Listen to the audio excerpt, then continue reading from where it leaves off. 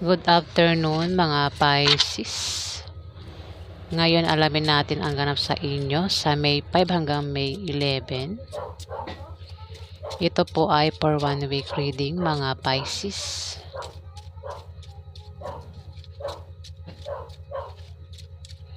So simulan na po natin. Ano ang ganap sa mga Pisces sa May 5 hanggang May 11? Ano ang ganap sa mga Pisces sa May 5 hanggang May 11? Ano ang ganap sa mga Pisces sa May 5 hanggang May 11?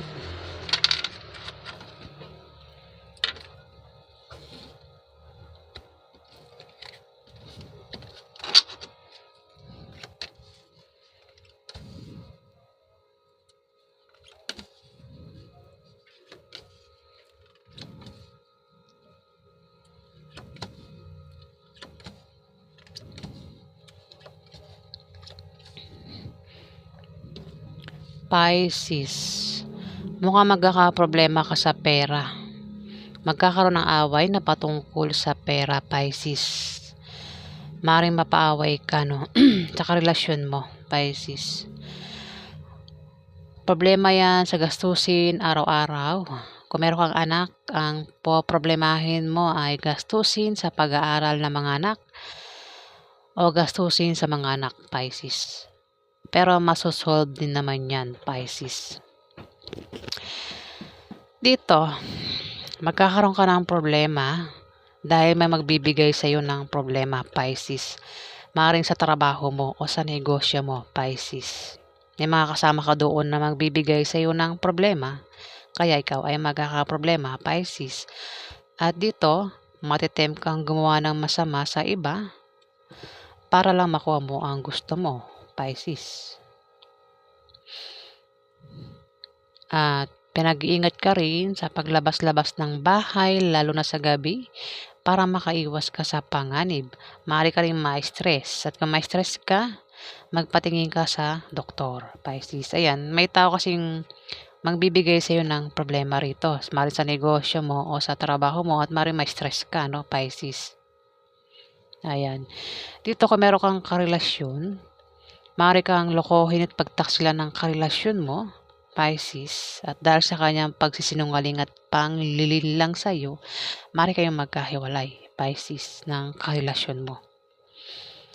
Kung ikaw naman ay naghahanap ng kapartner sa negosyo, o kung meron ka ng kapartner sa negosyo, o kung sino man yung kapartner mo, Pisces, kapartner mo sa trabaho, kung saan mo pa yung kapartner, kilalanin mo siyang mabuti para magtulungan kayo at nang maiwasan nyo ang chismis. Maring tumungo sa pagganda o pagwasak ang inyong relasyon.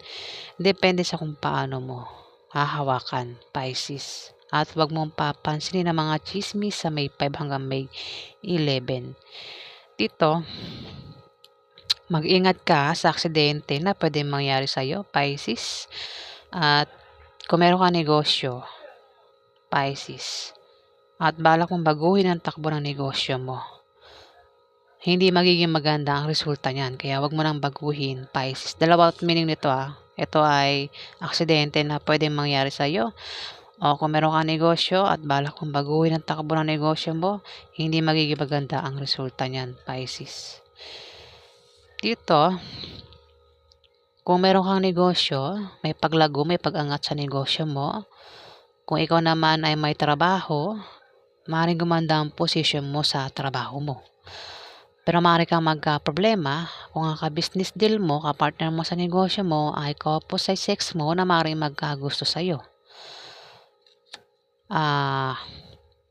Pisces, ka-partner, maaaring ka-partner mo sa negosyo o sa trabaho mo. At maaaring mag-away kayo, magkaroon ng problema sa inyong dalawa, Pisces, at maaaring ang ka-partner mo sa negosyo ay isang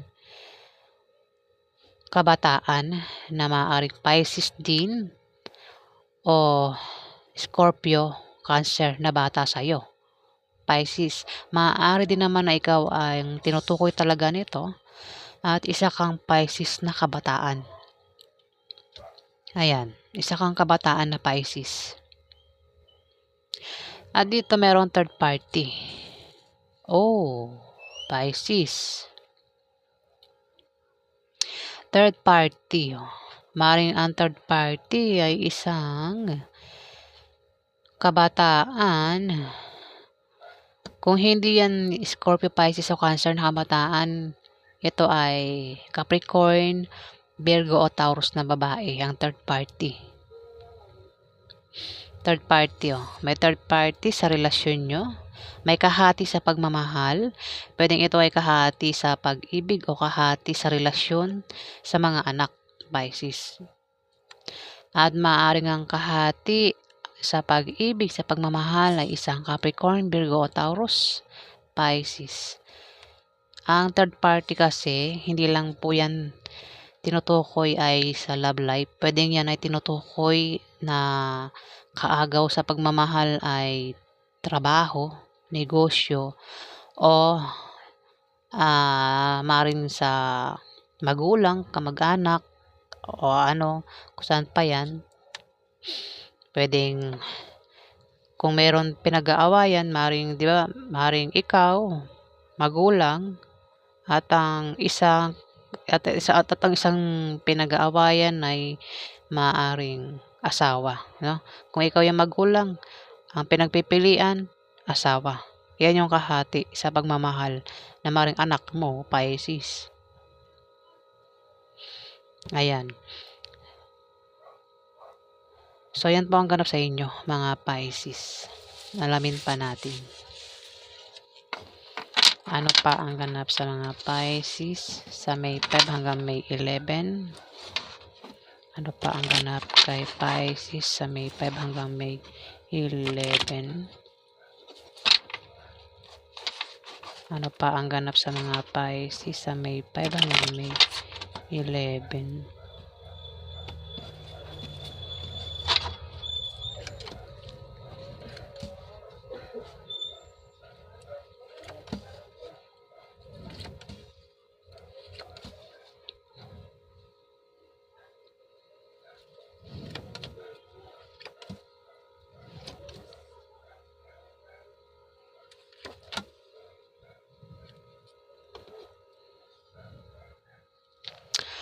Pisces, meron ditong Aries, Leo o Sagittarius na lalaki.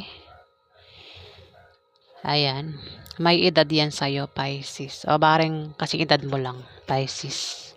Ang maaaring bumaba ang kanyang moral at mangangailangan siya ng moral support, Pisces. At pinag-iingat siya sa aksidente na pwede mangyari sa kanya sa loob ng May 5 hanggang May 11. At maging maingat siya sa katawan at sa kapaligiran para hindi siya magkasakit dahil maaari siya magkasakit, Pisces. At huwag din siyang gumawa ng masama sa iba para hindi siya malasin, Pisces. Dito magkaroon ng away sa inyo, maaari sa inyo, no? Magkakaroon ng away sa inyo kasi ito, maaari ikaw ito, Pisces. Ayan, Queen of Hearts. Maaari ikaw yan, Pisces. At maaari magkaroon ng away sa inyo sa May 5 hanggang May 11. Sa loob ng May 5 hanggang May 11, Pisces. At maaari kayong magkahiwalay ng taong yan, Pisces. Hindi ko alam kung anong relasyon nyo dyan. Ayan, Pisces ni Aries, Leo o Sagittarius na lalaki, Pisces. Pwede rin naman na ito ay pwedeng hindi rin ikaw ito. Pwedeng ang zodiac sign nito ay babaeng Scorpio o Cancer. Ayan na babae ang mapaaway. At ang makaaway niya ay lalaking Aries, Leo o Sagittarius. Ayan, Pisces. Pwede rin naman na ikaw ito, ha? Pero pwede rin naman na hindi.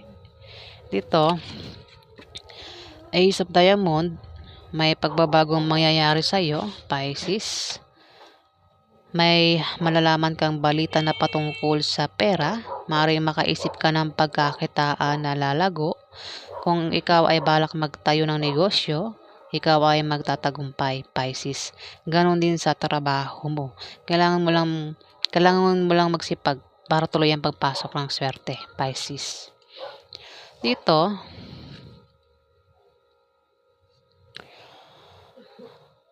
maaari makatanggap ka ng regalo. Pisces? O ikaw yung magre-regalo. Meron kang reregaluhan. Pisces. Maaari din naman na ikaw ay bibisitahin ng kamag-anak mo o ng kasama mo sa trabaho mo o ng kaibigan mo, Pisces. Pwede mong baliktarin, pwede ikaw ang bumisita sa kanila, Pisces.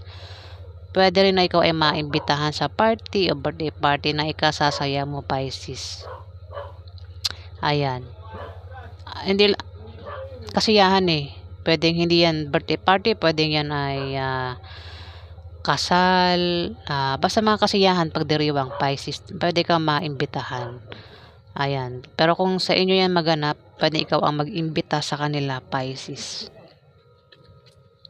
Pero kung walang maganap na kasiyahan, maring bisitahin ka lang o ikaw yung bumisita sa kanila. Maring sa kamag-anak mo o kaibigan mo o kasama mo sa trabaho mo, Pisces. Dito, Six of Spades, Pisces.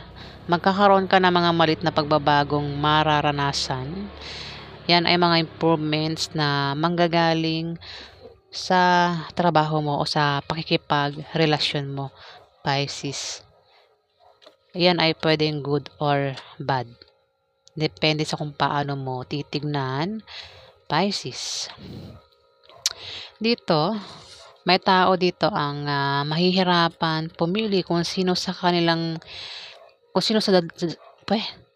mahirapan ang taong itong pumili kung sino sa dalawang karelasyon niya ang pipiliin niya o mamahalin niya, Pisces. Maring dalawa ang karelasyon niya. Ayan. Ang makakaaway ay isang Libra, Aquarius o Gemini na babae, Pisces. Maaring siya rin ang mahirapan pumili kung sino sa dalawang karelasyon niya ang pipiliin niya, Pisces. Babaeng Libra, Aquarius o Gemini ang zodiac sign, Pisces. Maaring dalawa ang karelasyon niya o dalawa ang pinagpipilian niya. Pwede ngang isa ay asawa niya at ang isa ay maring kadugo niya, Pisces. Yan. So, tingnan pa natin ang ganap kay Pisces. Pwede rin naman may asawa na siya, meron pa siyang isa pa, may third party. Ayan. Alam mo pa, ano pa ang ganap kay Pisces? Ano po ang outcome sa mga Pisces sa May 5 hanggang May 11? Ano po ang ganap? Ano po ang outcome? Ayan. Ano po ang outcome sa mga Pisces sa May 5 hanggang May 11? Outcome.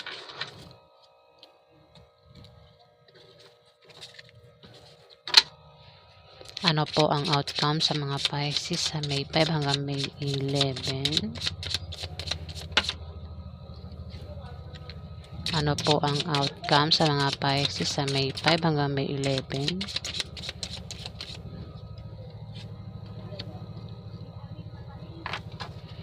Ano po ang outcome sa mga Pisces sa May 5 hanggang May 11?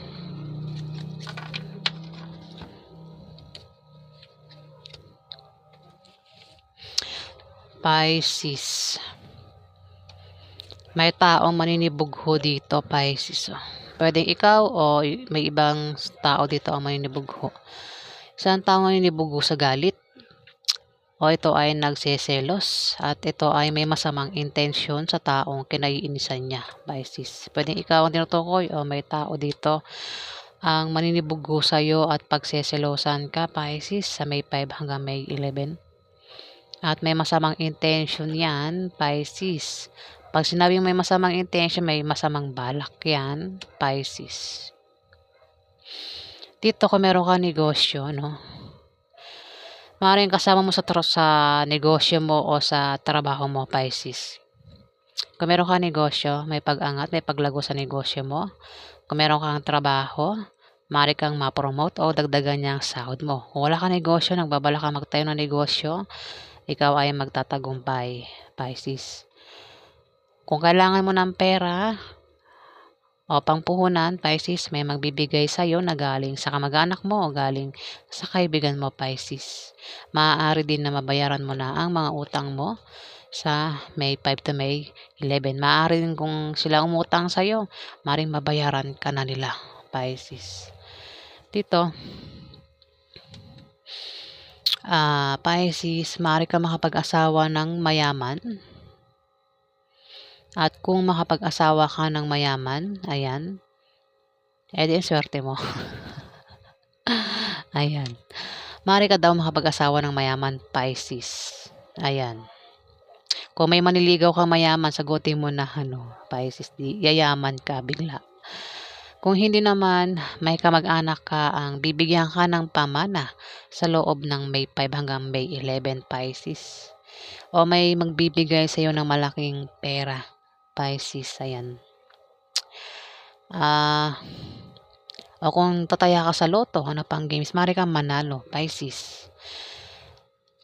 Kung ikaw naman ay Pisces na may negosyo, yung negosyo mo ay may pag-angat sa May 5 hanggang May 11, Pisces. Ayan.